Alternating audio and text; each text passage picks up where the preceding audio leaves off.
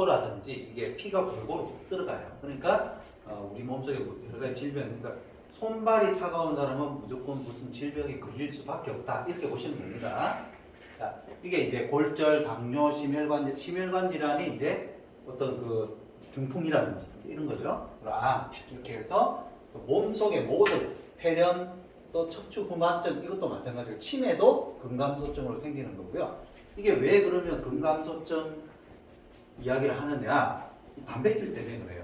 우리가 예전에는 그러니까 젊었을 때는 그냥 고기도 먹고 뭐 이렇게 하는데 이제 연세가 드시면 소화도 잘 안 되고 하니까 이제 고기도 적게 먹습니다. 근데 그렇게 되면은 우리가 탄수화물, 지방, 단백질을 골고루 먹어야 되는데 연세가 드실수록 이제 단백질이 이제 체중은 지방은 많은데 단백질이 줄어드는 어떤 그 식습관을 계속 하게 돼요. 그렇게 되면은 여러 가지 면에서 뼈가 약해지고 그리고 근감소증, 근육이 줄어드는데 겉으로만 줄어드는 게 아니고요.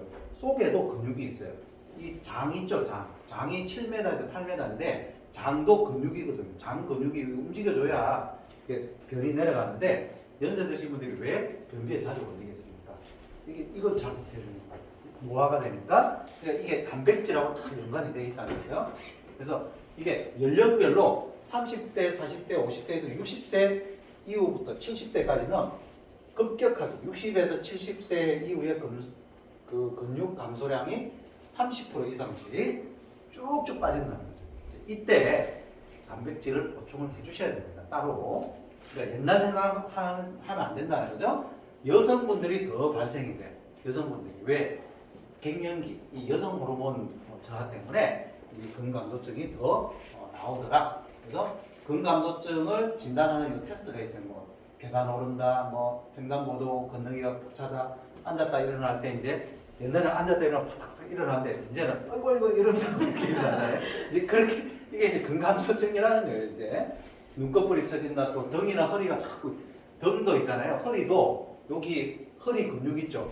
허리를 잡아주는 이 근육이 쏙 빠지면요 디스크라는 게 오는 거예요. 그러니까 이런 거 그리고 음식 먹는데 살해가 자꾸 들어요. 여기 목 근육 있죠. 이게 이제 줄어들어요. 그러니까 허벅지 그리고 몸무게가 막 이렇게 또 몸무게가 이거는 이제 지방이 늘어나는 거죠. 자 여기서 4개 이상이면 근감소증이라는 거예요. 10개 중에서 4개. 그리고 이제 요 자기 허벅지를 만져봤을 때 이렇게 봤을 때 이렇게 남아돌면 안 돼요. 남아돌면 안 되고 이게 부족해요. 그러니까 아니 나 허벅지 좀 얇았으면 좋겠는데 이게 좋은 게 아니에요. 네? 왜냐면은 이 허벅지가 얇은 사람이 요양원에 가실 확률이 2배예요. 2배. 사망률은 3.1배고 이게 통계로 나와 있으니까 두꺼운 게 좋다는 거죠. 네. 자, 요거 이제 사망 입원 위험률이 이제 5배 정도 한다. 그렇게. 자, 그래서 이제 트리플 업 프로틴이라고 애텀에서 나온 프로틴인데 이게 왜 좋냐? 여기 보면은 단백질이 이제 25g씩에서 하루에 2포를 먹게끔 돼 있어요. 그러면 이게 100% 이제 차지게 되는 거거든요.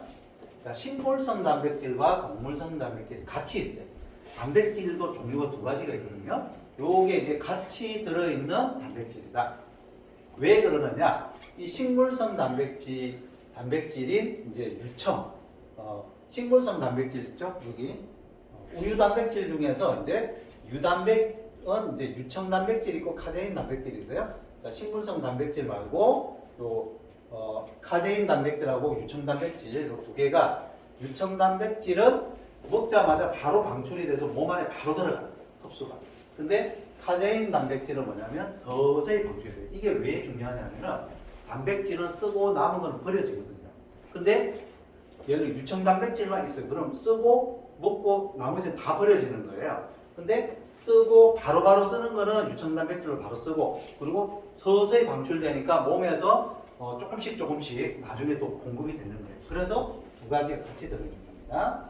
그리고 필수 아미노산을 같이 이제 섭취를 할 수가 있는데 이게 동물성 단백질만 있어도 문제예요. 왜냐하면 식물성에만 있는 이 라이신이라든지 또 콩에만 있는 메타올린 이런 게 이제 부족하단 말이죠. 요게 같이 골고루 다 들어있다. 그래서 유청, 대두, 카제인 순서로 흡수가 되는데 저게 이제 애터미 단백질은 다 들어있다 이거예요. 다.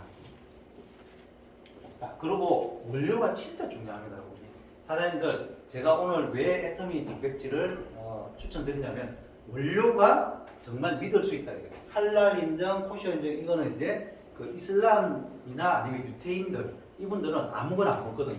돼지고기라든지 뭐 이런 게 섞여 있으면 안 된다. 그거를 이제 다 인정을 받은 거고요. 더 중요한 건 논 GMO라는 이게 뭐냐면 미국에서 팔리고 있는 콩 제품이죠. 콩 제품의 거의 90% 이상은 뭐냐면 GMO 콩으로 만든다고 합니다. 거기에 버젓이 다 자기들은 GMO 먹어도 된다 그래요. 근데 우리는 조심해서 먹어야 돼요. 왜냐면 아직 검증이 안 됐어요. 그래서 애터미는 무조건 논 GMO로 콩 단백질 같은 거 콩으로 이렇게 할 때는 무조건 논 GMO 찍혀 있는 것만 우리는 사거든요. 요것도 꼭 확인해 보셔야 됩니다. 이런 게 다 비싸겠죠, 그죠? 그리고 유청 단백질은 뭐냐면 우유에서 빼낸 거거든요. 우유에서 빼낸 것도 사료 먹인 거냐? 이건 그래스 피드라고 해서 풀 먹은 거예요. 풀 먹은 소에서 짰다. 그러니까 더 신선한 걸로 짰다. 이렇게 이제 이야기를 할 수가 있는 거죠. 카제인 단백질도 이제 넌 GMO고요. 이런 거 이제 다 우리가 인정을 다 받아놨다는 거죠. 그리고 여기 보면은 보통 보면은 우리는 애터미 제품은 건강기능식품인데 기타 가공품 해가지고 이거는 단백질도 아니고 무슨 음료수도 아니고 이런 걸로 파는 게 거의 대부분이 많아요. 제가 나중에 보여드릴 텐데. 그리고 일일 섭취량이 단백질이 12g 이상이어야 되고요. 건강기능식품 마크를 받으려고 그래요. 그리고 아미노산 스코어가 85 이상 돼야 되는데 요 조건을 맞춰야 되는데 이 조건을 못 맞추면 그냥 기타 가공품인 거예요. 자, 요거 표가 기준이 이미 있어요. 기준이 있어요?